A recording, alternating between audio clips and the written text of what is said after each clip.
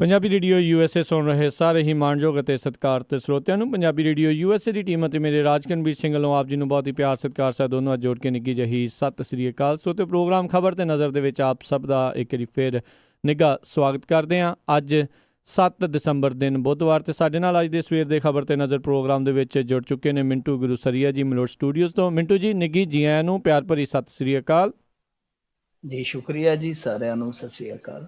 ਸਾਡੇ ਅੱਜ ਦੇ ਪ੍ਰੋਗਰਾਮ ਖਬਰ ਤੇ ਨਜ਼ਰ ਉਸ ਨੂੰ ਸਪਾਂਸਰ ਕਰਦੇ ਨੇ ਖਾਲਸਾ ਇੰਸ਼ੋਰੈਂਸ ਏਜੰਸੀ ਵਾਲੇ, ਜਿਨ੍ਹਾਂ ਦੇ ਕੋਲੋਂ ਤੁਸੀਂ ਹਰ ਇੱਕ ਤਰੀਕੇ ਦੀ ਇੰਸ਼ੋਰੈਂਸ ਕਰਵਾ ਸਕਦੇ ਹੋ।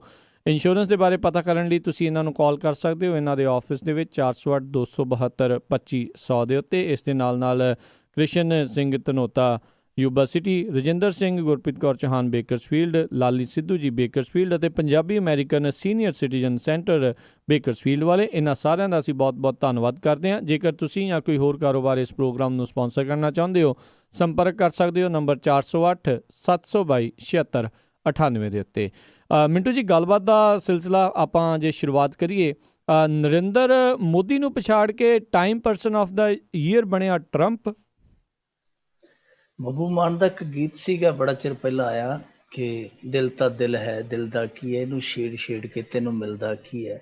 ਜੀ, ਉਹ ਟਰੰਪ ਬਾਰੇ ਵੀ ਇਸ ਤਰ੍ਹਾਂ ਹੀ ਜਾਪਦਾ ਕਿ ਕੁਝ ਹਿੰਦੁਸਤਾਨੀਆਂ ਦਾ ਦਿਲ ਤੋੜ ਕੇ ਟਰੰਪ ਨੂੰ ਪਤਾ ਨਹੀਂ ਕੀ ਮਿਲਦਾ। ਕਈ ਵਾਰੀ ਇਹਨਾਂ ਨੇ ਯੱਗ ਕੀਤੇ, ਬਹੁਤ ਸਾਰੀਆਂ ਸੁੱਖਾਂ ਮੰਗੀਆਂ ਕਿ ਟਰੰਪ ਜਿੱਤ ਜਾਵੇ, ਬਹੁਤ ਸਾਰੇ ਕੇਕ ਕੱਟੇ ਗਏ, ਸ਼ੁਭ ਕਾਮਨਾਵਾਂ ਦਿੱਤੀਆਂ ਗਈਆਂ, ਬਹੁਤ ਸਾਰੇ ਲੋਕਾਂ ਨੇ ਸੁੱਖਾਂ ਸੁੱਖੀਆਂ। ਪਰ ਜਦੋਂ ਉਹ ਬਣ ਗਿਆ ਰਾਸ਼ਟਰਪਤੀ ਤੇ ਉਹਨੇ ਟੈਲੀਫੋਨ ਇਸਲਾਮਾਬਾਦ ਲਾ ਲਿਆ, ਕਹਿੰਦਾ ਕਿ ਮੁਲਕ ਬਹੁਤ ਵਧੀਆ ਪਾਕਿਸਤਾਨ। ਸਾਡੇ ਇੱਥੋਂ ਦੇ ਜਿਹੜੇ ਉਹਦੇ ਲਈ ਯੱਗ ਕਰਦੇ ਪਏ ਸੀ, ਉਹਦੇ ਲਈ ਚਲੀਸੇ ਕੱਟਦੇ ਪਏ ਸੀ, ਉਹ ਹੈਰਾਨ ਰਹਿ ਗਏ ਕਿ ਬਣ ਕੀ ਗਿਆ। ਹੁਣ ਉਹੀ ਕੁਝ ਫੇਰ ਹੋ ਗਿਆ।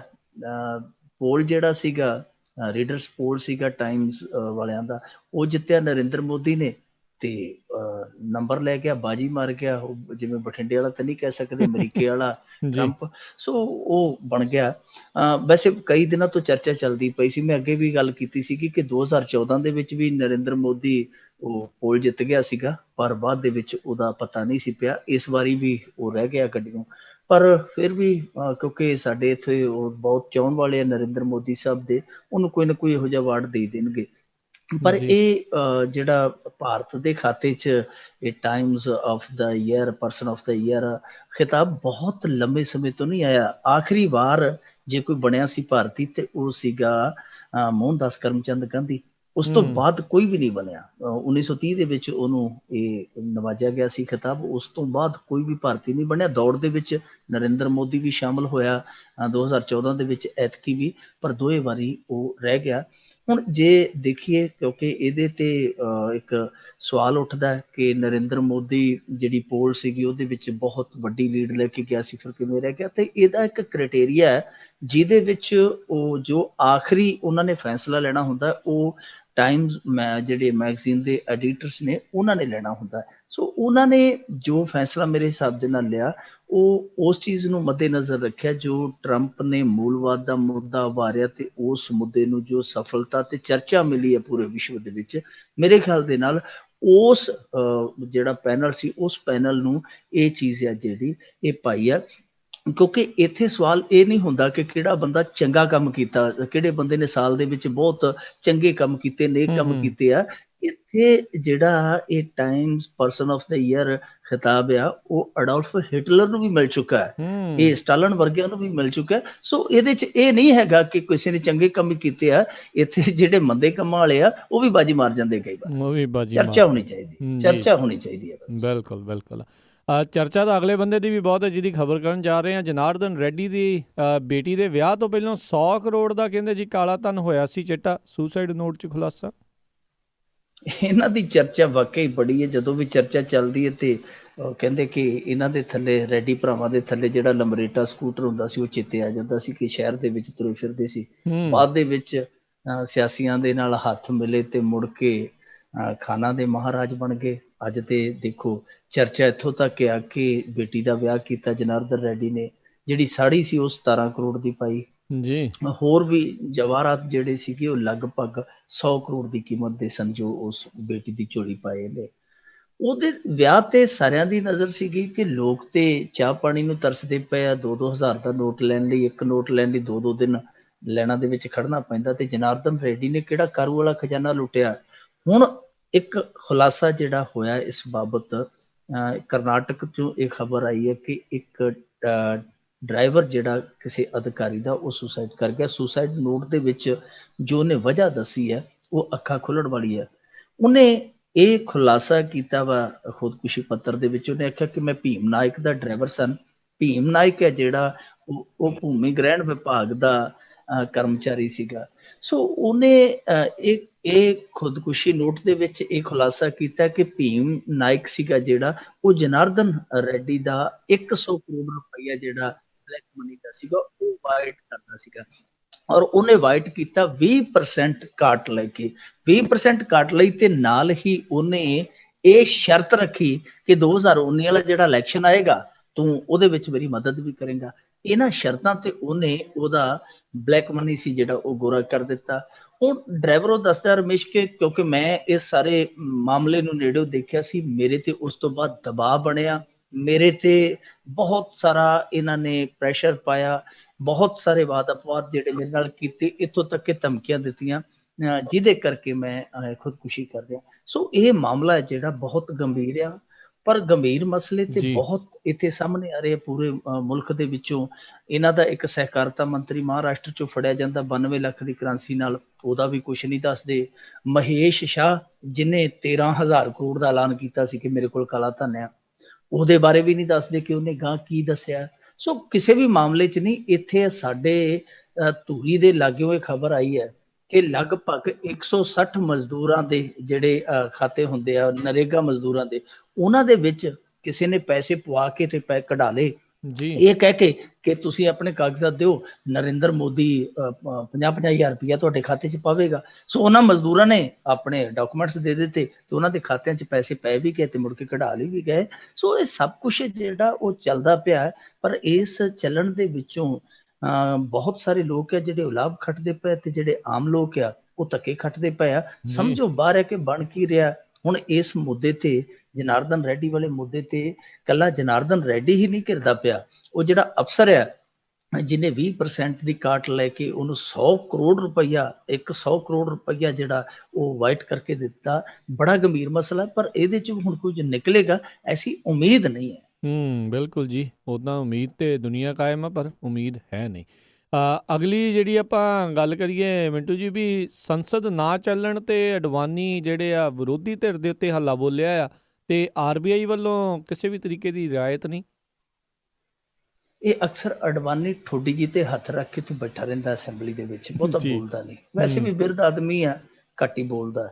ਪਰ ਅੱਜ ਜਦੋਂ ਬੋਲਿਆ ਤੇ ਅੱਜ ਤੇ ਬਹੁਤ ਹਲਕੀ ਦੇ ਵਿੱਚ ਬੋਲਿਆ। ਇੱਥੋਂ ਤੱਕ ਅਡਵਾਨੀ ਨੇ ਆਖਿਆ ਕਿ ਭਾਈ ਜਿਹੜਾ ਤੁਹਾਡਾ ਸਪੀਕਰ ਆ ਸੁਮਿਤਰਾ ਮਹਾਜਨ ਨੇ ਨਿਸ਼ਾਨਾ ਕੱਸਿਆ ਕਿ ਸੁਮਿਤਰਾ ਮਹਾਜਨ ਸੰਸਦ ਚਲਾਉਣ ਦੇ ਕਾਬਿਲ ਹੀ ਨਹੀਂ। ਜੀ ਉਹਨੇ ਇੱਥੋਂ ਤੱਕ ਕਹਿ ਦਿੱਤਾ ਕਿ ਸੰਸਦ ਜਿਹੜੀ ਨਹੀਂ ਚੱਲ ਰਹੀ, ਇਹ ਬਹੁਤ ਗਲਤ ਆ। ਦੇਸ਼ ਦੀ ਜਨਤਾ ਦੀ ਗਾੜੀ ਕਮਾਈ ਜਿਹੜੀ ਉਹ ਰੋੜੀ ਜਾ ਰਹੀ ਹੈ। ਜਿਹੜਾ ਬੰਦਾ ਸੰਸਦ ਚਲਾਉਣ ਦੇ ਵਿੱਚ ਸਹਿਯੋਗ ਨਹੀਂ ਕਰਦਾ, ਇਸ ਤਰ੍ਹਾਂ ਕਰੋ ਗਾਂ ਤੋਂ ਕੋਈ ਇਹੋ ਜਿਹਾ ਨਿਯਮ ਤੈਅ ਕਰੋ ਕਿ ਜਿਹੜਾ ਬੰਦਾ ਸੰਸਦ ਦਾ ਕੰਮ ਕਰ ਰੋਕਦਾ, ਉਹਦੇ ਭੱਤੇ, ਉਹਦੀਆਂ ਤਨਖਾਹਾਂ ਜਿਹੜੀ ਉਹ ਕੱਟ ਲਈਆਂ ਜਾਣ। ਸੋ ਇਹ ਜਿਹੜਾ ਅਡਵਾਨੀ ਦਾ ਬਿਆਨ ਆ ਉਹ ਵਾਕਈ ਇੱਕ ਬਹੁਤ ਵੱਡਾ ਬਿਆਨ ਆ, ਪਰ ਹੋ ਵੀ ਜੀ ਇਹੋ ਹੀ ਰਿਹਾ। ਅਡਵਾਨੀ ਦੇ ਬਿਆਨਾਂ ਦੇ ਵਿੱਚ ਕਿਤੇ ਨਾ ਕਿਤੇ ਸੱਚ ਆ, ਕਿਉਂਕਿ ਦੇਖੋ ਆ ਸੰਸਦ ਦਾ ਜਿਹੜਾ ਸੈਸ਼ਨ ਸੀ ਸਰਦ ਰੁੱਤ ਦਾ, ਇੱਕ ਦਿਨ ਵੀ ਸੁਚਾਰੂ ਢੰਗ ਦੇ ਨਾਲ ਨਹੀਂ ਚੱਲਿਆ। ਜਦ ਕਿ 1 ਮਿੰਟ ਦਾ 29,000 ਰੁਪਇਆ ਖਰਚਾ ਆਉਂਦਾ ਸੰਸਦ ਚਲਾਉਣ ਦਾ। ਜੀ ਹੁਣ ਇੰਨੀ ਮੋਟੀ ਕਮਾਈ ਲੋਕਾਂ ਦੀ ਜਿਹੜੀ ਉਹ ਇਸ ਕਾਰਵਾਈ ਤੇ ਰੁੜਦੀ ਹੈ ਤੇ ਕਾਰਵਾਈ ਚੋਂ ਸਿੱਟਾ ਕੱਖ ਨਹੀਂ ਨਿਕਲਦਾ। ਅਡਵਾਨੀ ਦਾ ਕਹਿਣਾ ਬਿਲਕੁਲ ਠੀਕ ਆ। ਪਿਛਲਾ ਜਿਹੜਾ ਸੈਸ਼ਨ ਸੀਗਾ, ਮਾਨਸੂਨ ਸੈਸ਼ਨ ਜਿਹਨੂੰ ਕਹਿ ਦਿੰਦੇ ਆ, ਉਹਦੇ 'ਚ ਜਦੋਂ ਸੁਸ਼ਮਾ ਸਵਰਾਜ ਹੋਰਾਂ ਵਾਲਾ ਵਿਵਾਦ ਉੱਠਿਆ, ਉਹਨਾਂ ਦੇ ਅਸਤੀਫੇ ਮੰਗੇ ਗਏ, ਇੱਕ ਦਿਨ ਵੀ ਕੰਮ ਕਰ ਨਹੀਂ ਹੋਇਆ। 2.25 ਅਰਬ ਰੁਪਈਆ ਉਦੋਂ ਰੁੜਿਆ ਸੀ। ਤੇ ਆ ਵੀ ਜੀ ਤੁਸੀਂ ਦੇਖ ਲਓ ਕਿ ਸੈਸ਼ਨ ਹੈ ਜਿਹੜਾ ਰੁੜਦਾ ਜਾ ਰਿਹਾ। ਅਡਵਾਨੀ ਦੀ ਚਿੰਤਾ ਤੇ ਸਹੀ ਹੈ, ਪਰ ਅਡਵਾਨੀ ਦੀ ਚਿੰਤਾ ਅਸੀਂ ਸਹੀ ਮੰਨ ਸਕਦੇ ਹਾਂ, ਪਰ ਅਡਵਾਨੀ ਦਾ ਜਿਹੜਾ ਸਵਾਲ ਆ ਉਹਦੀ ਟਾਈਮਿੰਗ ਨੂੰ ਲੈ ਕੇ ਸਵਾਲ ਆ ਕਿ ਉਹ ਵੇਲਾ ਯਾਦ ਕਰਨ ਅਡਵਾਨੀ ਸਾਹਿਬ, ਜਦੋਂ ਜੀ 2G ਦੇ ਮਾਮਲੇ ਤੇ ਕੋਇਲਾ ਘੁਟਾਲਾ ਦੇ ਮਾਮਲੇ ਤੇ ਇਹ ਨਹੀਂ ਸੀ ਚੱਲਣ ਦਿੰਦੇ ਸਦਨ ਨੂੰ। ਉਦੋਂ ਇਹ ਰੌਲਾ ਰੱਪਾ ਪਾ ਕੇ ਇਹ ਬਾਹਰ ਆ ਜਾਂਦੇ ਸੀਗੇ ਕਿ ਅਸੀਂ ਨਹੀਂ ਚੱਲਣ ਦੇਣੀ ਸੰਸਦ, ਅਸੀਂ ਨਹੀਂ ਚੱਲਣ ਦੇਣੀ ਸੰਸਦ। ਸੋ ਇਹ ਇੱਕ ਰੀਤ ਬਣ ਗਈ, ਇੱਕ ਬਿਰਤ ਬਣ ਗਈ ਹੈ ਕਿ ਜਿਹੜਾ ਵੀ ਵਿਰੋਧੀ ਧਿਰ ਦੇ ਵਿੱਚ ਹੁੰਦਾ ਉਹ ਜਾਣ ਕੇ ਟੰਗ ਅੜਾ ਦਿੰਦਾ ਹੈ ਕਿ ਭਾਈ ਅਸੀਂ ਕੰਮ ਨਹੀਂ ਚੱਲਣ ਦੇਣਾ, ਸਰਕਾਰ ਦਾ ਅਸੀਂ ਕੰਮ ਨਹੀਂ ਵਧਣ ਦੇਣਾ। ਇਹ ਪਿਰਤ ਟੁੱਟਣੀ ਚਾਹੀਦੀ ਹੈ। ਨਰਸਿਮਹਾ ਰਾਓ ਸਰਕਾਰ ਤੋਂ ਬਾਅਦ ਇਹ ਪਿਰਤ ਜਿਹੜੀ ਪਈ ਹੈ, ਇਹ ਮੁਲਕ ਦਾ ਬਹੁਤ ਵੱਡੇ ਪੱਧਰ ਤੇ ਨੁਕਸਾਨ ਕਰਨ ਡਈ ਹੈ। ਇਹਨੂੰ ਤੋੜ ਕੇ ਕੋਈ ਨਾ ਕੋਈ ਇਹੋ ਜਿਹਾ ਮਾਪਦੰਡ ਤੈਅ ਕਰਨਾ ਚਾਹੀਦਾ ਹੈ ਜਿਹਦੇ ਵਿੱਚ ਇਹ ਹੋਵੇ ਕਿ ਵਾਕਈ ਜੇਕਰ ਕੋਈ ਸੰਸਦ ਜਾਂ ਕੋਈ ਵਿਰੋਧੀ ਧਿਰ ਇਹ ਸੰਸਦ ਜਿਹੜੀ ਨਹੀਂ ਸਹਿਯੋਗ ਕਰਦੀ ਚਲਾਉਣ ਦੇ ਵਿੱਚ, ਤੇ ਫਿਰ ਉਹਦੇ ਤੇ ਕੋਈ ਕਾਟ ਲੱਗੇ, ਕੋਈ ਉਹਨੂੰ ਜੁਰਮਾਨਾ ਕੀਤਾ ਜਾਵੇ ਤਾਂ ਕਿ ਉੱਥੇ ਕੰਮ ਕਰ ਸਕੇ। ਨਹੀਂ ਤੇ ਲੋਕਾਂ ਦੀ ਕਮਾਈ ਹੈ ਜਿਹੜੀ ਉਹ ਪਾਣੀ 'ਚ ਇਸੇ ਤਰ੍ਹਾਂ ਰੁੜਦੀ ਰਹੇਗੀ। ਪਰ ਜੋ ਅਡਵਾਨੀ ਬੋਲਿਆ, ਅਡਵਾਨੀ ਜੇ ਕਿਤੇ ਅੱਜ ਤੋਂ 2-3 ਸਾਲ ਪਹਿਲਾਂ ਬੋਲਿਆ ਹੁੰਦਾ ਤੇ ਇਹਦੇ ਬੋਲਾਂ ਦਾ ਜਿਹੜਾ ਮੁੱਲ ਸੀ ਉਹ ਬਹੁਤ ਜ਼ਿਆਦਾ ਵੱਧ ਜਾਂਦਾ। ਜੀ ਜੀ ਜੀ ਅੱਗੇ ਆਪਾਂ ਮਿੰਟੂ ਜੀ ਗੱਲਬਾਤ ਕਰੀਏ ਵੀ ਨਹੀਂ ਚੱਲੀ ਪੰਜਾਬ ਸਰਕਾਰ ਦੀ ਪੇਸ਼ ਹਾਈਵੇ ਤੇ ਠੇਕਿਆਂ ਦੇ ਮਾਮਲੇ 'ਚ ਸੁਪਰੀਮ ਕੋਰਟ ਖਿਲਾਫ। ਇਹ ਸੁਪਰੀਮ ਕੋਰਟ ਨੇ ਅੱਜ ਸਾਫ਼ ਕਰ ਦਿੱਤਾ ਕਿ ਇਹ ਜਿਹੜੇ ਹਾਈਵੇ ਤੇ ਠੇਕੇ ਆ ਉਹਨਾਂ ਨੂੰ ਪਾਸੇ ਕੀਤਾ ਜਾਵੇਗਾ ਔਰ ਇੱਥੋਂ ਤੱਕ ਕੀਤਾ ਜਾਵੇਗਾ ਕਿ ਜਿੱਥੇ ਤੱਕ ਨਿਗਾਹ ਵੀ ਨਾ ਜਾਵੇ ਤੇ ਜਿੱਥੋਂ ਤੱਕ ਪੀਣ ਖਾਣ ਵਾਲੇ ਬੰਦੇ ਦੀ ਪਹੁੰਚ ਵੀ ਨਾ ਜਾਵੇ। ਸੁਪਰੀਮ ਕੋਰਟ ਦੇ ਵਿੱਚ ਇਹ ਮਸਲਾ ਇਸ ਕਰਕੇ ਕਿਉਂਕਿ ਸਾਡੇ ਇੱਥੋਂ ਦੇ ਹਾਈ ਕੋਰਟ ਨੇ ਪੰਜਾਬ ਸਰਕਾਰ ਦੇ ਖਿਲਾਫ ਫੈਸਲਾ ਦਿੱਤਾ ਸੀ। ਇੱਕ ਸੰਸਥਾ ਸੀ, ਉਹਨੇ ਹਾਈ ਕੋਰਟ ਦੇ ਵਿੱਚ ਅਪੀਲ ਪਾਈ ਸੀਗੀ ਕਿ ਜਿਹੜੇ ਠੇਕੇ ਆ ਹਾਈਵੇਜ਼ ਤੇ ਇਹ ਨੁਕਸਾਨ ਕਰਦੇ ਪਏ ਆ। ਇੱਕ ਤੇ ਬਿਲਕੁਲ ਜਿਹੜਾ ਧਿਆਨ ਹੈ ਇੱਧਰ ਜਾਂਦਾ, ਦੂਸਰਾ ਲੋਕੀ ਜਾਂਦੇ ਆ ਫੜ ਕੇ ਲਾ ਕੇ ਪਊਆ ਅਧੀਆ ਪਊਆ ਤੇ ਫੇਰ ਗੱਡੀ ਤੇ ਬਹਿ ਜਾਂਦੇ ਆ, ਹਾਦਸੇ ਬਹੁਤ ਵਾਪਰਦੇ ਆ। ਹਾਈ ਕੋਰਟ ਨੇ ਪੰਜਾਬ ਸਰਕਾਰ ਦੇ ਉਲਟ ਫੈਸਲਾ ਦਿੰਦਿਆਂ ਕਿਹਾ ਸੀਗਾ ਕਿ ਠੇਕੇ ਭਾਈ ਚੁੱਕ ਲਓ। ਕੁਝ ਠੇਕੇ ਚੱਕੇ ਵੀ ਗਏ ਸਨ ਪਰ ਕੁਝ ਢੱਕੇ ਗਏ, ਮਤਲਬ ਕਿ ਜਾਲੀਆਂ ਲਾ ਦਿੱਤੀਆਂ ਗਈਆਂ, ਉਹ ਇਸ ਤਰ੍ਹਾਂ ਦੇ ਬਣਾ ਦਿੱਤੇ ਖੁੱਡੇ ਜਿਹੇ ਜਿਵੇਂ ਹੁੰਦੇ ਆ ਤੇ ਤਾੜਨ ਵਾਲੇ ਜਾਂ ਕੁੱਕੜ ਤਾੜਨ ਵਾਲੇ, ਉਹ ਪਰ ਵੇਚੀ ਗਏ। ਪਰ ਇਹਨਾਂ ਨੇ ਕੁਝ ਸਮੇਂ ਲਈ ਠੇਕੇ ਜਿਹੜੇ ਮੇਨ ਹਾਈਵੇਜ਼ ਤੋਂ ਸੀ ਚੱਕੇ ਵੀ। ਪਰ ਮਸਲਾ ਇੱਥੇ ਜਾ ਕੇ ਉਲਝ ਗਿਆ ਕਿਉਂਕਿ ਪੰਜਾਬ ਸਰਕਾਰ ਨੇ ਫਿਰ ਉਸ ਕਾਨੂੰਨ ਦੇ ਵਿੱਚ ਸੋਧ ਕਰ ਦਿੱਤੀ। ਜਿਹੜਾ ਹਾਈ ਕੋਰਟ ਦਾ ਫੈਸਲਾ ਸੀ ਉਹ ਕਿਤੇ ਨਾ ਕਿਤੇ ਫਿਰ ਨਕਾਰਾ ਜਿਹਾ ਹੋ ਗਿਆ ਜਾਪਦਾ। ਜਦੋਂ ਇਹਨਾਂ ਨੇ ਸੋਧ ਕੀਤੀ ਤਾਂ ਉਹ ਜਿਹੜੀ ਸੰਸਥਾ ਵਾਲੇ ਸਨ ਉਹ ਫਿਰ ਸੁਪਰੀਮ ਕੋਰਟ ਦੇ ਵਿੱਚ ਚਲੇ ਗਏ। ਉਹਨਾਂ ਸੰਸਥਾ ਵਾਲਿਆਂ ਨੇ ਜਾ ਕੇ ਉੱਥੇ ਜੋ ਤਰਕ ਦਲੀਲ ਪੇਸ਼ ਕੀਤੀ, ਸੁਪਰੀਮ ਕੋਰਟ ਉਹਦੇ ਨਾਲ ਸਹਿਮਤ ਹੋਇਆ। ਉਹਨਾਂ ਨੇ ਕਿਹਾ ਕਿ ਇਹ ਬਿਲਕੁਲ ਗਲਤ ਗੱਲ ਆ, ਹਾਈਵੇਜ਼ ਤੇ ਠੇਕੇ ਜਿਹੜੇ ਉਹ ਨਹੀਂ ਹੋਣੇ ਚਾਹੀਦੇ, ਹਾਈਵੇ ਤੋਂ ਦੂਰ ਵੀ ਹੋਣੇ ਚਾਹੀਦੇ ਆ ਤੇ ਹਾਈਵੇ ਤੋਂ ਦਿਸਦੇ ਵੀ ਨਹੀਂ ਹੋਣੇ ਚਾਹੀਦੇ ਤੇ ਹਾਈਵੇ ਤੋਂ ਇੰਨੀ ਕੁ ਦੂਰ ਹੋਣੇ ਚਾਹੀਦੇ ਆ ਕਿ ਆਮ ਬੰਦਾ ਛੇਤੀ ਤੱਕ ਉੱਥੋਂ ਪਹੁੰਚ ਵੀ ਨਾ ਸਕੇ। ਸੋ ਇਹ ਜਿਹੜਾ ਸੁਪਰੀਮ ਕੋਰਟ ਦਾ ਹੁਕਮ ਆ, ਮੇਰੇ ਖਿਆਲ ਦੇ ਨਾਲ ਇਕੱਲੇ ਪੰਜਾਬ ਲਈ ਨਹੀਂ, ਇਹ ਪੂਰੇ ਮੁਲਕ ਲਈ ਹੋਏਗਾ ਕਿਉਂਕਿ ਸੁਪਰੀਮ ਕੋਰਟ ਜਦੋਂ ਵੀ ਆਰਡਰ ਦਿੰਦਾ, ਜਦੋਂ ਵੀ ਕੋਈ ਇਸ ਤਰ੍ਹਾਂ ਦਾ ਹੁਕਮ ਦਿੰਦਾ, ਗਾਈਡਲਾਈਨਸ ਜਾਰੀ ਕਰਦਾ, ਉਹ ਸਾਰੇ ਮੁਲਕ ਤੇ ਪ੍ਰਭਾਵਸ਼ੀਲ ਹੁੰਦੀਆਂ।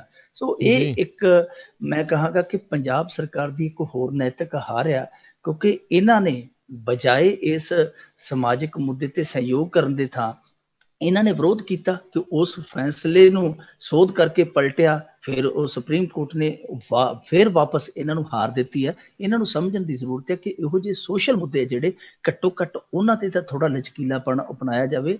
ਹਰੇਕ ਮਾਮਲੇ ਦੇ ਵਿੱਚ ਜਿਹੜਾ ਪੈਸਾ ਪ੍ਰਮੁੱਖ ਨਹੀਂ ਰੱਖਣਾ ਚਾਹੀਦਾ, ਪਰ ਇਹਨਾਂ ਦੀ ਲਲਕ, ਇਹਨਾਂ ਦਾ ਲਾਲਚ ਤੇ ਇਸ ਕਦਰ ਦਾ ਹੈ ਕਿ ਹਾਈ ਕੋਰਟ ਨੂੰ ਇੱਕ ਵਾਰ ਆਖਣਾ ਪਿਆ ਸੀ ਕਿ ਪੰਜਾਬ ਸਰਕਾਰ ਦਾ ਜੇ ਵੱਸ ਚੱਲੇ ਤੇ ਇਹ ਤੇ ਸੈਕਟਰੀਏਟ ਦੇ ਵਿੱਚ ਠੇਕੇ ਖੋਲ ਦੇਵੇ। ਜੀ ਪਰ ਸ਼ਰਮ ਕਿਹਨੂੰ ਆਵੇ।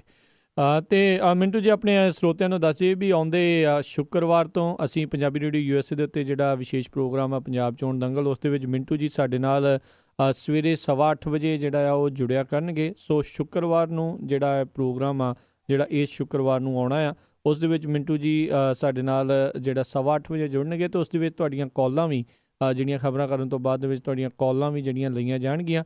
ਸੋ ਸਾਰੇ ਜਿੰਨੇ ਵੀ ਸਰੋਤੇ ਇਸ ਟਾਈਮ ਸੁਣ ਰਹੇ ਆ ਉਹ ਜ਼ਰੂਰ ਨੋਟ ਕਰ ਲਿਓ ਜੀ ਵੀ ਆਉਂਦੇ ਸ਼ੁੱਕਰਵਾਰ ਤੋਂ ਜਿਹੜਾ ਆ ਸਵੇਰ ਨੂੰ ਪ੍ਰੋਗਰਾਮ ਜਿਹੜਾ ਪੰਜਾਬ ਚੋਣ ਦੰਗਲ, ਉਸ ਦੇ ਵਿੱਚ ਮਿੰਟੂ ਜੀ ਖਬਰਾਂ ਕਰਕੇ 8:15 ਵਜੇ ਤੋਂ ਬਾਅਦ ਖਬਰਾਂ ਕਰਕੇ ਤੁਹਾਡੀਆਂ ਕਾਲਾਂ ਵੀ ਜਿਹੜੀਆਂ ਆ ਉਹ ਲਿਆ ਕਰਨਗੇ।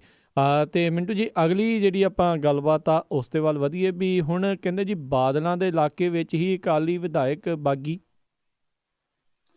ਕੱਲ ਇੱਕ ਬਾਗੀ ਹੋਇਆ ਸੀ ਸ਼ੇਰ ਸਿੰਘ ਘੁਬਾਇਆ, ਤੇ ਸ਼ੇਰ ਸਿੰਘ ਘੁਬਾਇਆ ਦਿੱਲੀ ਚਲੇ ਗਿਆ ਗੱਲ ਦੇ ਵਿੱਚ ਕਾਂਗਰਸੀਆਂ ਦਾ ਸਾਫਾ ਪਵਾਉਣ। ਹੂੰ ਪਰ ਜਦੋਂ ਪਿੱਛੋਂ ਕਾਲਜ ਤੇ ਉਹਦੇ ਤੇ ਰੇਡ ਹੋ ਗਈ ਵਿਜੀਲੈਂਸ ਦੀ, ਤੇ ਉਹਦੀਆਂ ਜਿਹੜੀਆਂ ਸੰਪਤੀਆਂ ਸੀ ਉਹ ਫੁੱਲਣੀਆਂ ਸ਼ੁਰੂ ਕਰ ਦਿੱਤੀਆਂ। ਇੱਥੋਂ ਟੈਲੀਫੋਨ ਖੜਕਿਆ ਕਿ ਸ਼ੇਰ ਸਿੰਘ ਜੀ ਬੀਬੇ ਬੱਚੇ ਬਣ ਕੇ ਆ ਜਾਓ ਵਾਪਸ। ਵਾਪਸ ਆ ਤੇ ਜਾਓ। ਉਸੇ ਵੇਲੇ ਹੀ ਉਹ ਪ੍ਰੈਸ ਕਾਨਫਰੰਸ ਸੀ ਜਿਹੜੀ ਉਹ ਖਾਲੀ ਹੋ ਗਈ, ਉਹ ਖਾਰਜ ਹੋ ਗਈ। ਤੇ ਹੂੰ ਘੁਬਾਇਆ ਸਾਹਿਬ ਜਿਹੜੇ ਸੀ ਠੰਡੇ ਠੰਡੇ ਘਰ ਨੂੰ ਆ ਗਏ। ਘੁਬਾਇਆ ਹੂੰ ਸਾਹਿਬ ਪਹਿਲਾਂ ਤੇ ਸ਼ੇਰ ਸਿੰਘ ਘੁਬਾਇਆ ਸੀ, ਪਰ ਜਦੋਂ ਟੈਲੀਫੋਨ ਗਏ ਫਿਰ ਘੁਬਾਇਆ ਸਾਹਿਬ ਘਬਰਾਇਆ ਸਾਹਿਬ ਬਣ ਗਏ, ਦਵਾ ਦਵ ਘਰ ਨੂੰ ਤੁਰ ਆਏ। ਜੀ ਪਰ ਇਹ ਘੁਬਾਇਆ ਸਾਹਿਬ ਵਾਲਾ ਤੇ ਮਸਲਾ ਇਹਨਾਂ ਨੇ ਹੈਂਡਲ ਕਰ ਲਿਆ ਕਿਸੇ ਤਰੀਕੇ ਨਾਲ। ਦੇਖੋ ਵੈਸੇ ਹੈ ਸਿੱਧੇ ਤੌਰ ਤੇ ਵੀ ਇੱਕ ਸਿਆਸੀ ਬਲੈਕਮੇਲਿੰਗ, ਕਿ ਜਿਹਨੂੰ ਟਿਕਟ ਨਹੀਂ ਮਿਲਦੀ ਉਹ ਕਹਿੰਦਾ ਮੈਂ ਚੱਲਿਆ ਮੈਂ ਚੱਲਿਆ ਮੈਂ ਚੱਲਿਆ। ਇਹ ਵੀ ਤੇ ਸਿਆਸੀ ਬਲੈਕਮੇਲਿੰਗ ਹੀ ਆ। 15-20 ਸਾਲ ਸਾਰਾ ਕੁਝ ਕੀਤਾ ਕਰਾਇਆ ਸਾਂਝਾ, ਰਸਗੁੱਲੇ ਖਾਧੇ, ਬਰਫੀਆਂ ਖਾਧੀਆਂ, ਜੋ ਵੀ ਖਾਧਾ ਇਕੱਠਿਆਂ ਖਾਧਾ, ਤੇ ਮੁੜ ਕੇ ਇੱਕੋ ਦਮ ਕਹਿੰਦੇ ਮੇਰੀ ਤਾਂ ਟੁੱਟੀ ਮੈਂ ਤੇ ਚੱਲਿਆ। ਇਹ ਵੀ ਬਲੈਕਮੇਲਿੰਗ ਹੈ ਕਿ ਜਾਂ ਮੈਨੂੰ ਟਿਕਟ ਦਿਓ ਨਹੀਂ ਤਾਂ ਮੈਂ ਪਾਰਟੀ ਛੱਡਣ ਲੱਗਾ। ਦੂਜੇ ਜੀ ਪਾਸੇ ਜੇ ਕੋਈ ਡੰਡਾ ਫੜ ਕੇ ਆਖੇ ਕਿ ਤੂੰ ਜਾ ਕੇ ਵਿਖਾ ਪਾਰਟੀ 'ਚ, ਇਹ ਵੀ ਸਿਆਸੀ ਬਲੈਕਮੇਲਿੰਗ ਹੈ। ਸੋ ਦੋਵੇਂ ਪਾਸੇ ਸਿਆਸੀ ਬਲੈਕਮੇਲਿੰਗ ਹੈ ਜਿਹੜੀ ਚੱਲੀ ਜਾਂਦੀ, ਵੱਡੇ ਪੱਧਰ ਤੇ ਚੱਲੀ ਜਾਂਦੀ ਹੈ। ਪਰ ਇੱਕ ਟਕਾਇਆ ਤੇ ਦੂਜਾ ਜਿਹੜਾ ਉਹ ਉੱਠ ਪਿਆ। ਉੱਠਿਆ ਵੀ ਬਾਦਲਾਂ ਦੇ ਹਲਕੇ 'ਚੋਂ, ਬਾਦਲਾਂ ਦੇ ਆਪਣੇ ਇਲਾਕੇ 'ਚੋਂ, ਉਹ ਹੈ ਗੁਰਤੇਜ ਸਿੰਘ ਘੜਿਆਣਾ। ਜੀ ਗੁਰਤੇਜ ਸਿੰਘ ਘੜਿਆਣਾ 2007 ਤੇ 2012 ਦਾ ਇਲੈਕਸ਼ਨ ਜੇਤੂ ਹੈ ਬੱਲੂਆਣਾ ਸੀਟ ਤੋਂ। ਜੀ ਬੱਲੂਆਣਾ ਸੀਟ ਹੈ ਜਿਹੜੀ ਰਿਜ਼ਰਵ ਸੀਟ ਆ। ਇੱਥੋਂ ਐਤਕੀ ਇਹਨਾਂ ਨੇ ਸੀਟ ਹੈ ਜਿਹੜੀ ਉਹ ਪ੍ਰਕਾਸ਼ ਸਿੰਘ ਭੱਟੀ ਨੂੰ ਦੇ ਦਿੱਤੀ ਹੈ। ਪ੍ਰਕਾਸ਼ ਸਿੰਘ ਭੱਟੀ ਲਾਸਟ ਵਾਰੀ ਇੱਥੋਂ ਹਾਰਿਆ ਸੀਗਾ, ਬਾਅਦ ਦੇ ਵਿੱਚ ਜਾ ਕੇ ਕਿਤੇ ਬਾਹਰਲੇ ਖੇਤਰ ਦੇ ਵਿੱਚ ਜਿੱਤਿਆ। ਉਹਨੂੰ ਵਾਪਸ ਇੱਥੇ ਲੈ ਆਂਦਾ ਗਿਆ ਤੇ ਗੁਰਤੇਜ ਸਿੰਘ ਘੜਿਆਣਾ ਨੂੰ ਬੇਦਖਲ ਕਰ ਦਿੱਤਾ ਗਿਆ। ਗੁਰਤੇਜ ਸਿੰਘ ਘੜਿਆਣਾ ਨੇ ਅੱਜ ਆਪਣੇ ਪਿੰਡ ਦੇ ਵਿੱਚ 5-7 ਜਿਹੜੇ ਨੇੜਲੇ ਬੰਦੇ ਸੀ ਉਹ ਵੀ ਸੱਦ ਲਏ, ਹੋਰ ਸਮਰਥਕ ਵੀ ਸੱਦ ਲਏ। ਦਰੀ ਵਿਛਾ ਕੇ ਉੱਥੇ ਉਹਨੇ ਮਾਈਕ ਗੱਡ ਦਿੱਤਾ ਤੇ ਉੱਥੇ ਉਹਨੇ ਐਲਾਨ ਕਰ ਦਿੱਤਾ ਕਿ ਅੱਜ ਤੋਂ ਮੈਂ ਆਜ਼ਾਦ ਉਮੀਦਵਾਰ ਵਜੋਂ ਚੋਣ ਮੁਹਿੰਮ ਸ਼ੁਰੂ ਕਰਦਾ। ਉਹ ਵੀ ਇੱਕ ਇਹਨਾਂ ਲਈ ਚੁਣੌਤੀ ਹੈ, ਬਹੁਤ ਵੱਡੀ ਚੁਣੌਤੀ ਹੈ। ਤੇ ਦੂਜੇ ਪਾਸੇ ਜੇ ਗੱਲ ਕਰੀਏ ਕਿ ਇਕੱਲਾ ਗੁਰਤੇਜ ਸਿੰਘ ਘੜਿਆਣਾ ਨਹੀਂ ਜਿਹਨੂੰ ਇਹ ਆਵਾਜ਼ਾਂ ਮਾਰਦੇ ਕਿ ਘੜਿਆਣਾ ਘੜਿਆਣਾ ਘਰ ਆਣਾ ਘਰ ਆਣਾ, ਹੋਰ ਵੀ ਇਹਨਾਂ ਦੇ ਵਿੱਚ ਬਹੁਤ ਆ। ਇੱਕ ਤੇ ਦੇਸਰਾਜ ਧੁੱਗਾ, ਉਹ ਵੀ ਝੰਡਾ ਚੁੱਕੀ ਬੈਠਾ ਹੈ। ਗੋਬਿੰਦ ਸਿੰਘ ਕਾਂਝਲਾ, ਉਹ ਕਹਿੰਦਾ ਮੈਂ ਕੱਲੀ ਧੂਰੀ ਤੋਂ ਨਹੀਂ, ਇਹ ਬਰਨਾਲੇ ਤੋਂ ਵੀ ਜਾ ਕੇ ਮੈਂ ਚੋਣ ਲੜਨੀ ਆ। ਸੋ ਸਾਰੇ ਪਾਸੇ ਇਹਨਾਂ ਦਾ ਖਲਾਰਾ ਜਿਹਾ ਪੈਂਦਾ ਜਾਪਦਾ ਹੈ। ਅੱਜ ਜਲਾਲਾਬਾਦ ਦੇ ਵਿੱਚ ਸੁਖਬੀਰ ਸਿੰਘ ਬਾਦਲ ਗਏ ਸਨ, ਨਾਲੇ ਇੱਥੇ ਸਾਲਾ ਭਣਵਈਆ ਜਿਹੜੇ ਡੇਰਾ ਬਿਆਸ ਵਾਲੇ ਆ ਉਹਨਾਂ ਦਾ ਪ੍ਰਵਚਨ ਸੁਣ ਗਏ ਸੀ, ਨਾਲੇ ਸੰਗਤ ਦਰਸ਼ਨ ਕਰਕੇ ਗੱਫੇ ਵੰਡਣ ਗਏ ਸੀ। ਪਰ ਮੈਨੂੰ ਲੱਗਦਾ ਪ੍ਰਵਚਨ ਉਹਨਾਂ ਚੰਗੀ ਤਰ੍ਹਾਂ ਸੁਣੇ ਨਹੀਂ, ਜਿਹਦਾ ਅਸਰ ਨਹੀਂ ਹੋਇਆ। ਜਦੋਂ ਸੰਗਤ ਦਰਸ਼ਨ 'ਚ ਗਏ ਤੇ ਉੱਥੇ ਦਰਸ਼ਨ ਖਾਲੀ ਕੁਰਸੀਆਂ ਦੇ ਹੋਏ ਆ।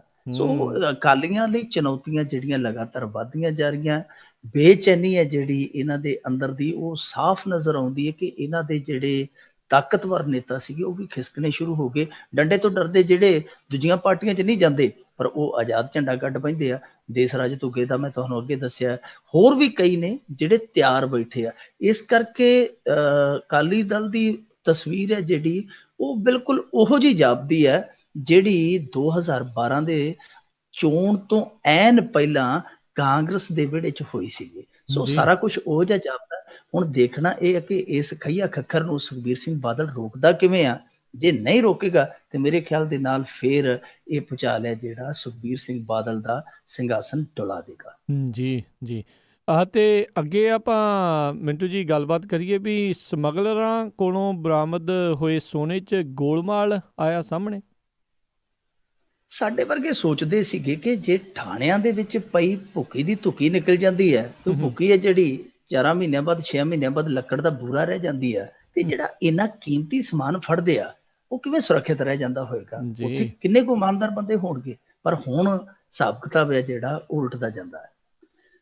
ਹੁਣ ਕੁਝ ਖਬਰਾਂ ਸਾਹਮਣੇ ਆ ਰਹੀਆਂ ਜਿਹਦੇ ਵਿੱਚੋਂ ਇਹ ਆ ਰਿਹਾ ਨਿਕਲ ਕੇ ਕਿ ਇਹਨਾਂ 3-4 ਸਾਲਾਂ ਦੇ ਵਿੱਚ ਜਿਹੜੇ ਕਸਟਮ ਵਿਭਾਗ ਦੇ ਗੋਦਾਮ ਆ, ਖਾਸ ਤੌਰ ਤੇ ਜਿਵੇਂ ਇੰਟਰਨੈਸ਼ਨਲ ਏਅਰਪੋਰਟ ਦਿੱਲੀ ਦਾ ਕਸਟਮ ਦਾ ਗੋਦਾਮ ਆ, ਉਹਦੇ ਵਿੱਚੋਂ ਵੱਡੇ ਪੱਧਰ ਤੇ ਸੰਨਮਾਰੀ ਹੋਈ ਹੈ। ਮਣਾ ਮੂੰਹੀ ਸੋਨਾ, ਕਿਲੋਆਂ ਦੇ ਹਿਸਾਬ ਨਾਲ ਨਹੀਂ, ਮਣਾ ਮੂੰਹੀ। ਐਗਜ਼ੈਕਟ ਫਿਗਰ ਤੇ ਹਾਲੇ ਸਾਹਮਣੇ ਨਹੀਂ ਆ ਰਿਹਾ ਕਿਉਂਕਿ ਇਹ ਉਬਲਦਾ ਨਿਕਲਦਾ ਪਿਆ ਭਾਫ ਦਾ ਜਿਹੜਾ ਸਾਰਾ ਕੰਮ। ਪਰ ਇਹ ਗੱਲ ਜ਼ਰੂਰ ਨਿਕਲ ਕੇ ਸਾਹਮਣੇ ਆਉਂਦੀ ਪਈ ਹੈ ਕਿ ਸੋਨਾ ਜਿਹੜਾ ਉਹ ਕਿਲੋਆਂ ਦੇ ਹਿਸਾਬ ਦੇ ਨਾਲ ਉੱਥੋਂ ਚੋਰੀ ਹੋਇਆ। 2015 ਦੇ ਵਿੱਚੋਂ ਇੱਕ ਵੱਡੀ ਚੋਰੀ ਹੈ ਜਿਹੜੀ, ਉਹਦਾ ਅੰਕੜਾ ਨਿਕਲ ਕੇ ਆਇਆ ਕਿ 24 ਕਿਲੋ ਸੋਨਾ ਇੱਕੋ ਸੱਟੇ ਚੋਰੀ ਕੀਤਾ ਗਿਆ ਉੱਥੋਂ। ਕਸਟਮ ਗੋਦਾਮ ਦੇ ਵਿੱਚੋਂ। ਹੁਣ ਕੁਝ ਜਿਹੜੇ ਨਿਊਜ਼ ਪੋਰਟਲਸ ਨੇ ਉਹ ਦੱਸਦੇ ਆ ਕਿ 67 ਕਿਲੋ ਸੋਨਾ ਜਿਹੜਾ ਉਹ 1 ਸਾਲ ਦੇ ਵਿੱਚ, ਇਸ ਸਾਲ ਦੇ ਵਿੱਚ ਚੋਰੀ ਹੋ ਚੁੱਕਾ ਵੱਖ-ਵੱਖ ਕਸਟਮ ਦੇ ਗੋਦਾਮਾਂ ਦੇ ਵਿੱਚੋਂ। ਕਈ ਜਿਹੜੇ ਪੋਰਟਲਸ ਆ ਉਹ ਇਹ ਆંકੜੇ ਦੇ ਰਹੇ ਆ ਕਿ ਇਹਨਾਂ ਸਾਲਾਂ ਦੇ ਵਿੱਚ 130 ਕਿਲੋ ਲਗਭਗ 3-4 ਸਾਲਾਂ ਦੇ ਵਿੱਚ 130 ਕਿਲੋ ਸੋਨਾ ਜਿਹੜਾ ਉਹ ਗੋਦਾਮਾਂ 'ਚ ਚੋਰੀ ਹੋਇਆ। ਕੁਝ ਇਹ ਵੀ ਕਹਿੰਦੇ ਆ ਕਿ ਕਈ ਥਾਈਂ ਇਹ ਵਾਪਰਿਆ ਕਿ ਸੋਨਾ ਅਸਲੀ ਚੁੱਕ ਲਿਆ ਗਿਆ, ਨਕਲੀ ਰੱਖ ਦਿੱਤਾ ਗਿਆ। ਹੁਣ ਪੰਜਾਬ ਸਰਕਾਰ ਹੈ ਜਿਹੜੀ ਉਹ ਕਿਤੇ ਨਾ ਕਿਤੇ ਇਸ ਮੁੱਦੇ ਨੂੰ ਭਾਰਤ ਸਰਕਾਰ ਹੈ ਜਿਹੜੀ ਉਹ ਇਸ ਮੁੱਦੇ ਨੂੰ ਕਿਤੇ ਨਾ ਕਿਤੇ ਸੁਰੱਖਿਆ ਦਾ ਹਵਾਲਾ ਦੇ ਕੇ ਦਬਾਉਂਦੀ ਨਜ਼ਰ ਆਉਂਦੀ ਹੈ। ਇੱਥੇ ਕਿਸੇ ਜਿਹੜੇ ਆ ਉਹ ਇੰਨੇ ਗੰਭੀਰ ਨਿਕਲਦੇ ਆ ਕਿ ਜੇ ਉਹ ਕਿਸੇ ਉਜਾਗਰ ਹੁੰਦੇ ਆ ਫਿਰ ਇਹਨਾਂ ਦਾ ਜਲੂਸ ਨਿਕਲਦਾ ਹੈ। ਕਿਉਂਕਿ 7 ਦਸੰਬਰ 2015 ਨੂੰ ਇੱਕ ਇਹਨਾਂ ਨੇ ਸਮਗਲਰ ਫੜਿਆ ਸੀ 1.25 ਕਿਲੋ ਸੋਨੇ ਦੇ ਨਾਲ। ਉਹਦਾ ਨਾਂ ਸੀ ਬਸੰਤ। ਉਹ ਸਮਗਲਰ ਸੀ ਜਿਹੜਾ ਬਸੰਤ, ਉਹ ਕਸਟਮ ਵਿਭਾਗ ਦੇ ਇੱਕ ਵਕੀਲ ਦਾ ਭਰਾ ਸੀ। ਦੇਖੋ ਕਸਟਮ ਵਿਭਾਗ ਦੇ ਵਕੀਲ ਦਾ ਭਰਾ ਇਹ ਕੰਮ ਕਰਦਾ, ਇਹਦਾ ਮਤਲਬ ਆ ਕਿ ਕਿਤੇ ਨੂੰ ਗ੍ਰੀਨ ਸਿਗਨਲ ਹੋਇਆ ਸੀ ਕਿ ਇਸ ਫਲਾਈਟ ਤੇ ਆ ਜੀ, ਮੇਰੀ ਡਿਊਟੀ ਹੋਊਗੀ ਜਾਂ ਮੈਂ ਕੱਢ ਲੂੰ। ਕੀ ਪਤਾ ਉਹਨੇ ਕਿੰਨੀ ਵਾਰੀ ਕੱਢਿਆ ਉਹਨੂੰ। ਇਹ ਸਾਰੀਆਂ ਚੀਜ਼ਾਂ ਜਿਹੜੀਆਂ ਉਹ ਕਿਸੇ ਗੰਭੀਰ ਨੈਕਸਸ ਵੱਲ ਇਸ਼ਾਰਾ ਕਰਦੀਆਂ ਕਿ ਬਹੁਤ ਵੱਡਾ ਨੈਕਸਸ ਕੰਮ ਕਰਦਾ ਪਿਆ। ਹੋਰ ਵੀ ਇਹੋ ਜਿਹੇ ਕਿਸੇ ਸਾਹਮਣੇ ਆਉਂਦੇ ਪਿਆ ਜਿਹਦੇ ਵਿੱਚ ਇਹਨਾਂ ਦੇ ਕਸਟਮ ਦੇ ਅਧਿਕਾਰੀ ਜਾਂ ਇੱਕ ਮਾਮਲੇ ਦੇ ਵਿੱਚ CBI ਦਾ ਸਾਬਕਾ ਅਧਿਕਾਰੀ ਵੀ ਹੈ ਜਿਹੜਾ ਉਹ ਵੀ ਕਿਤੇ ਨਾ ਕਿਤੇ ਇਸ ਮਾਮਲਿਆਂ ਦੇ ਵਿੱਚ ਜੁੜਿਆ ਨਜ਼ਰ ਨਿਕਲਦਾ ਹੈ। ਸੋ ਇਹ ਮਸਲਾ ਜਿਹੜਾ ਬਹੁਤ ਗੰਭੀਰ ਹੈ, ਬਹੁਤ ਸੰਜੀਦਾ ਹੈ। ਇਹ ਠੱਗੀ ਜਿਹੜੀ ਹੈ ਪਤਾ ਨਹੀਂ ਕਿੰਨਾ ਕੁ ਚਿਰ ਰਹਿਣਗੇ, ਪਰ ਅਖੀਰ ਜਦੋਂ ਇਹ ਬਾਹਰ ਆਇਆ ਕੋਈ ਪੜਤਾਲ ਤੇ ਕਰਾਉਣੀ ਪਏਗੀ। ਇਹ ਜੇ ਪੜਤਾਲ ਹੁਣ ਹੋ ਜੇ ਤੇ ਠੀਕ ਆ, ਨਹੀਂ ਤੇ ਫਿਰ ਜਿਹੜਾ ਬਚਿਆ ਖੁਚਿਆ ਉਹ ਵੀ ਕਿਸੇ ਦੇ ਗਜਰੇ ਬਣ ਜਾਣਗੇ, ਕਿਸੇ ਦੇ ਫਿਰ ਝੁਮਕੇ ਬਣ ਜਾਣਗੇ। ਜੀ ਜੀ ਜੀ। ਤੇ ਅਗਲੀ ਆਪਾਂ ਮਿੰਟੂ ਜੀ ਜੇ ਗੱਲ ਕਰੀਏ ਵੀ ਬਾਦਲ ਨੇ ਸਰਬੱਤ ਖਾਲਸਾ ਕਰਨ ਦੀ ਇਜਾਜ਼ਤ ਦੇਣ ਤੋਂ ਨਾ ਕੀਤੀ ਹੈ। ਨਹੀਂ, ਪ੍ਰਕਾਸ਼ ਸਿੰਘ ਬਾਦਲ ਨੇ ਇਜਾਜ਼ਤ ਦੇਣ ਤੋਂ ਤੇ ਨਾ ਕਰ ਦਿੱਤੀ ਹੈ, ਪਰ ਕਮਾਲ ਦੀ ਗੱਲ ਆ ਕਿ ਜਦੋਂ ਹਾਈ ਕੋਰਟ ਪੁੱਛਦਾ ਹੈ ਕਿ ਭਾਈ ਤੁਸੀਂ ਇਹ ਸਰਬੱਤ ਖਾਲਸਾ ਕਿਉਂ ਨਹੀਂ ਜੀ ਕਰ ਦਿੰਦੇ, ਉਦੋਂ ਕਹਿੰਦੇ ਜੀ ਅਸੀਂ ਤਾਂ ਰੋਕਿਆ ਨਹੀਂ ਕਿਸੇ ਨੂੰ। ਕਮਾਲ ਦੀ ਗੱਲ ਆ ਕਿ ਉੱਥੇ ਜਾ ਕੇ ਜਦੋਂ ਜਵਾਬ ਦਾਖਲ ਕਰਦੇ, ਪਿਛਲੀ ਪਟੀਸ਼ਨ ਜਿਹੜੀ ਪਾਈ ਸੀ ਸਰਬੱਤ ਖਾਲਸਾ ਦੇ ਜੀਟਕਾ ਨੇ, ਜਿਹੜਾ ਪੰਜਾਬ ਸਰਕਾਰ ਨੇ ਜਵਾਬ ਦਾਖਲ ਕੀਤਾ ਸੀ ਉਹਦੇ ਚ ਕਿਹਾ ਜੀ ਅਸੀਂ ਤੇ ਨਾ ਹੀ ਨਹੀਂ ਕੀਤੀ, ਦਿਖਾਓ ਸਾਡਾ ਕੋਈ ਲਿਖਤੀ ਪੱਤਰ ਜਿਹਦੇ ਚ ਅਸੀਂ ਨਾ ਕੀਤੀ ਹੈ। ਲਿਖਤੀ ਪੱਤਰ ਉਹਨਾਂ ਕੋਲ ਵੀ ਨਹੀਂ ਸੀ। ਐਤਕੀ ਵੀ ਇਹੋ ਕੁਝ ਹੋਣਾ, ਪਰ ਮੁੱਖ ਮੰਤਰੀ ਨੇ ਅੱਜ ਸਪਸ਼ਟ ਰੂਪ ਦੇ ਵਿੱਚ ਕਹਿ ਦਿੱਤਾ ਹੈ ਕਿ ਜੀ ਅਸੀਂ ਸਰਬੱਤ ਖਾਲਸਾ ਨਹੀਂ ਹੋਣ ਦਿਆਂਗੇ। ਕਹਿੰਦਾ ਕਿ ਮੁੱਠੀ ਭਰੇ ਤਾਂ ਲੋਕ ਅੱਜ ਮੁੱਠੀ ਭਰ ਤਾਕਤਾਂ ਹੈ ਜਿਹੜੇ ਪੰਜਾਬ ਨੂੰ ਵੰਡਣਾ ਚਾਹੁੰਦੇ, ਪੰਜਾਬ ਨੂੰ ਅੰਨੇ ਖੂਹ ਦੇ ਵਿੱਚ ਧੱਕਣਾ ਚਾਹੁੰਦੇ ਆ। ਹੁਣ ਪ੍ਰਕਾਸ਼ ਸਿੰਘ ਬਾਦਲ ਪਤਾ ਨਹੀਂ ਇਹ ਕਿਸ ਬਿਨਾਂ ਤੇ ਕਹਿ ਰਿਹਾ, ਕਿਉਂਕਿ ਸਰਬੱਤ ਖਾਲਸਾ 2015 ਚ ਹੋ ਚੁੱਕਾ। ਜੇ ਪੰਜਾਬ ਉਦੋਂ ਨਹੀਂ ਅੰਨੇ ਖੂਹ ਚ ਡਿੱਗਾ ਤੇ ਐਤਕੀ ਕਿਹੜਾ ਇੱਥੇ ਕੋਈ ਪਰਲੋ ਆ ਜਾਣਾ। ਸੋ ਬਾਦਲ ਸਾਹਿਬ ਨੇ ਜੋ ਤਰਕ ਪੇਸ਼ ਕੀਤਾ ਉਹ ਤਰਕ ਤੇ ਇੰਨਾ ਵਜ਼ਨਦਾਰ ਨਹੀਂ ਹੈ, ਪਰ ਦੂਜੇ ਪਾਸੇ ਸਰਬੱਤ ਖਾਲਸਾ ਦੇ ਆਯੋਜਕਾਂ ਨੇ ਜੋ ਕੁਝ ਕੀਤਾ ਉਹ ਵੀ ਤੁਹਾਡੇ ਸਾਹਮਣੇ ਆ। ਦਾਦੂਵਾਲ ਸਾਹਿਬ ਆਖਣ ਡਏ ਸੀਗੇ ਜੀ ਅਸੀਂ ਤਾਂ ਕਿਸੇ ਤੋਂ ਪੁੱਛਣਾ ਹੀ ਨਹੀਂ, ਅਸੀਂ ਤਾਂ ਕਿਸੇ ਨੂੰ ਦੱਸਣਾ ਹੀ ਨਹੀਂ, ਅਸੀਂ ਸਰਬੱਤ ਖਾਲਸਾ ਕਰਨਾ ਹੀ ਕਰਨਾ। ਪਰ ਦੂਜੇ ਪਾਸੇ ਉਹਨਾਂ ਦੇ ਸਹਿਯੋਗੀ ਉਹ ਜਾ ਕੇ ਪਟੀਸ਼ਨ ਪਾਈ ਬੈਠੇ ਸੀ, ਉਹ ਜਾ ਕੇ ਇਜਾਜ਼ਤ ਮੰਗੀ ਬੈਠੇ ਸੀਗੇ ਕਿ ਜੀ ਸਾਨੂੰ ਇਜਾਜ਼ਤ ਦਿਓ ਕਰਨ ਦੀ। ਇੱਕ ਪਾਸੇ ਕਹਿ ਦਿੰਦੇ ਜੀ ਜੇ ਸਾਨੂੰ ਸਰਬੱਤ ਖਾਲਸਾ ਨਾ ਕਰਨ ਦਿੱਤਾ ਅਸੀਂ ਪਾਕਿਸਤਾਨ ਨੂੰ ਚਲੇ ਜਾਵਾਂਗੇ। ਦੂਜੇ ਪਾਸੇ ਸਰਬੱਤ ਖਾਲਸਾ ਜਦੋਂ ਨਹੀਂ ਹੁੰਦਾ ਤੇ ਉਹ ਫਿਰ ਵਾਪਸ ਹਾਈ ਕੋਰਟ 'ਚ ਚਲੇ ਜਾਂਦੇ ਜੀ ਸਰਬੱਤ ਖਾਲਸਾ ਕਰ ਲੈਣ ਦਿਓ। ਸੋ ਇਹ ਸਾਰਾ ਜਿਹੜਾ ਮਸਲਾ ਹੈ ਨਾ ਉਹ ਇੰਨਾ ਕੁ ਉਲਝ ਗਿਆ। ਹੁਣ ਜਦੋਂ ਭਾਰਤ ਦੇ ਵਿੱਚ ਮੇਰੇ ਖਿਆਲ ਦੇ ਨਾਲ ਲਗਭਗ 5-7 ਮਿੰਟਾਂ ਨੂੰ 10-20 ਮਿੰਟਾਂ ਨੂੰ 8 ਤਰੀਕ ਹੋ ਜਾਣੀ ਹੈ, ਉਦੋਂ ਤੱਕ ਵੀ ਸਪਸ਼ਟ ਨਹੀਂ ਹੋ ਪਾ ਰਿਹਾ ਕਿ ਸਰਬੱਤ ਖਾਲਸਾ ਹੋਏਗਾ ਜਾਂ ਨਹੀਂ ਹੋਏਗਾ। ਇੰਨੀ ਜ਼ਿਆਦਾ ਦੁਬਿਧਾ ਇਸ ਮਸਲੇ ਨੂੰ ਲੈ ਕੇ, ਕਿਉਂਕਿ ਇੱਕ ਪਾਸੇ ਫੜੋ ਫੜਾਈ ਦਾ ਦੌਰ ਜਾਰੀ ਹੈ, ਦੂਜੇ ਪਾਸੇ ਕਾਨੂੰਨੀ ਚਾਰਾਜੋਈਆਂ ਵੀ ਚੱਲਦੀਆਂ ਪਈਆਂ, ਤੀਜੇ ਪਾਸੇ ਉਹ ਅਪੀਲਾਂ ਕਰ ਰਹੇ ਆ ਜਿੱਥੇ ਜਿੱਥੇ ਵੀ ਰੂਹ ਪੋਸ਼ ਆ ਸਰਬੱਤ ਖਾਲਸਾ ਤੇ ਮੋਢੀ ਕੇ ਆਓ ਸੰਗਤ ਜੀ ਆਓ।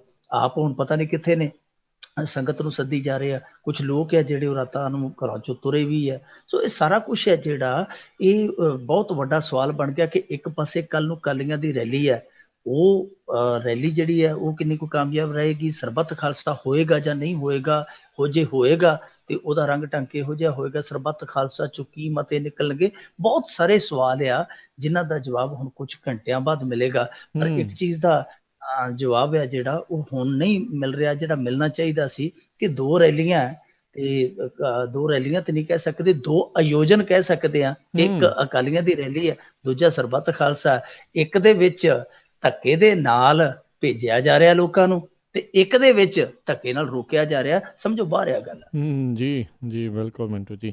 ਅਤੇ ਸਰੋਤਿਓ ਇੱਕ ਵਾਰੀ ਫੇਰ ਦੱਸਦੀ ਜਾਈਏ ਵੀ ਆਉਂਦੇ ਸ਼ੁੱਕਰਵਾਰ ਨੂੰ, ਜਿਹੜਾ ਇਸ ਹਫਤੇ ਦੇ ਵਿੱਚ ਸ਼ੁੱਕਰਵਾਰ ਆਉਣਾ, ਯਾਨੀ ਕਿ 9 ਦਸੰਬਰ ਨੂੰ, ਜਿਹੜਾ ਮਿੰਟੂ ਗੁਰੂਸਰੀਆ ਜੀ ਦਾ ਇਹ ਜਿਹੜਾ ਪ੍ਰੋਗਰਾਮ ਆ ਉਹ ਆਪਾਂ ਸਵੇਰੇ 8:15 ਵਜੇ ਜਿਹੜਾ ਜੀ ਕਰਾਂਗੇ, ਜਿਸ ਦੇ ਵਿੱਚ ਖਬਰਾਂ ਕਰਨ ਤੋਂ ਬਾਅਦ ਦੇ ਵਿੱਚ ਮਿੰਟੂ ਜੀ ਤੁਹਾਡੇ ਜੇ ਕੋਈ ਸਵਾਲ ਹੈਗੇ ਆ ਪੰਜਾਬ ਦੀ ਰਾਜਨੀਤੀ ਨੂੰ ਲੈ ਕੇ, ਉਹ ਤੁਸੀਂ ਉਹਨਾਂ ਦੇ ਨਾਲ ਕਰ ਸਕਦੇ ਹੋ। ਜਿਹੜਾ ਪ੍ਰੋਗਰਾਮ, ਵਿਸ਼ੇਸ਼ ਪ੍ਰੋਗਰਾਮ ਪੰਜਾਬ ਚੋਣ ਦੰਗਲ, ਉਸ ਦੇ ਵਿੱਚ। ਸੋ 9 ਦਸੰਬਰ ਤੋਂ ਜਿਹੜਾ ਸਿਰਫ ਤੇ ਸਿਰਫ ਸ਼ੁੱਕਰਵਾਰ ਵਾਲੇ ਦਿਨ ਹੀ ਜਿਹੜਾ ਪ੍ਰੋਗਰਾਮ 8:15 ਵਜੇ ਜਿਹੜਾ ਉਹ ਆਵੇਗਾ। ਬਾਕੀ ਦਿਨ ਜਿਹੜੇ ਸੇਮ ਸਮੇਂ ਦੇ ਉੱਤੇ 9:30 ਵਜੇ ਜਿਹੜਾ ਤੁਸੀਂ ਪ੍ਰੋਗਰਾਮ ਉਸ ਨੂੰ ਸੁਣਿਆ ਕਰੋਗੇ। ਅਤੇ ਮਿੰਟੂ ਜੀ ਹੁਣ ਇਜਾਜ਼ਤ ਲੈਂਦੇ ਹਾਂ। ਤੁਹਾਡਾ ਬਹੁਤ ਬਹੁਤ ਧੰਨਵਾਦ, ਤੁਸੀਂ ਇਹਨਾਂ ਖਬਰਾਂ ਬਾਰੇ ਸਾਨੂੰ ਵਿਸਥਾਰ ਦੇ ਵਿੱਚ ਜਾਣਕਾਰੀ ਦਿੱਤੀਆਂ। ਬੜੀ ਮਿਹਰਬਾਨੀ। ਸਤਿ ਸ਼੍ਰੀ ਅਕਾਲ। ਅਤੇ ਸਰੋਤਿਓ ਇੱਥੇ ਹੀ ਸਾਡਾ ਅੱਜ ਦਾ ਇਹ ਵੀ ਪ੍ਰੋਗਰਾਮ ਖਬਰ 'ਤੇ ਨਜ਼ਰ ਆਓ ਹੁਣ ਸਮਾਪਤ ਹੁੰਦਾ ਹੈ। ਹੁਣ ਮੈਨੂੰ ਰਾਜਕਰਨਵੀਰ ਸਿੰਘ ਨੂੰ ਵੀ ਇਜਾਜ਼ਤ ਦਿਓ। ਮੇਰੇ ਵੱਲੋਂ ਵੀ ਆਪ ਸਭ ਨੂੰ ਬਹੁਤ ਪਿਆਰ ਸਤਿਕਾਰ ਸਹਿਤ ਦੋਨੋਂ ਹੱਥ ਜੋੜ ਕੇ ਨਿੱਘੀ ਜਿਹੀ ਸਤਿ ਸ਼੍ਰੀ ਅਕਾਲ। ਜਿਉਂਦੇ ਵਾਸਤੇ ਰਹੋ, ਹੱਸਦੇ ਖੇਲਦੇ ਰਹੋ ਅਤੇ ਸੁਣਦੇ ਰਹੋ ਜੀ ਪੰਜਾਬੀ ਰੇਡੀਓ USA।